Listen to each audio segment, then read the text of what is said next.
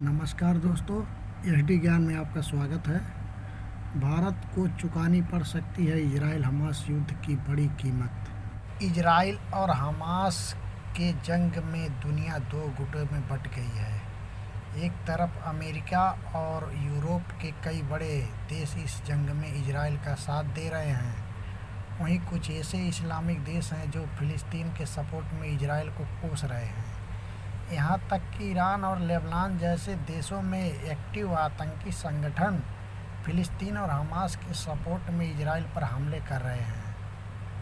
इस बात की बहुत गुंजाइश है कि इजराइल के पीएम बेंजामिन नेतन्याहू इसके खिलाफ जंग में अमेरिका और यूरोप के साथ मांग सकते हैं।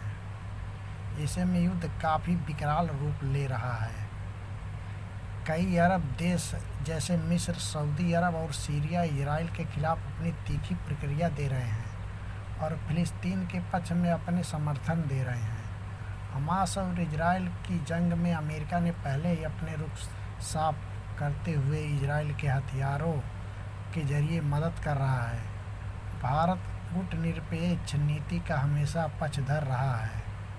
भारत का कहना है कि वे मिडिल ईस्ट में दोनों देशों इजराइल और फिलिस्तीन का अस्तित्व शांति और स्थिरता के जरिए देखना चाहता है, मगर भारत की स्थिति में दोनों देशों के साथ द्विपक्षीय संबंध साझा करता है। ये रिपोर्ट्स इस बात का दावा करती हैं कि इजराइल और लेबनान बॉर्डर यूनिफाइड लाइन पर पहले से ही 900 भारतीय जवान तैनात हैं।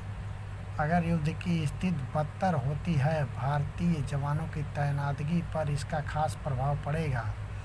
इस तरह से भारत की अर्थव्यवस्था को भी तगड़ा झटका लग सकता है, क्योंकि दोनों देशों के साथ द्विपक्षीय संबंध होने की वजह से खाना और मेडिकल सुविधाएं भारत को भेजनी होगी। इसके अलावा विश्व के कई देशों में मुद्रास्फीति बढ़ सकती है। कच्चे तेल के दाम कई देशों के साथ साथ भारत में भी काफ़ी बढ़ जाएंगे और भारतीय इकोनॉमी पर गंभीर प्रभाव पड़ सकता है। ऐसी स्थिति में भारत में ज़रूरी चीज़ों के दाम बढ़ जाएंगे, जिसका सीधा असर देश की अर्थव्यवस्था पर पड़ेगा।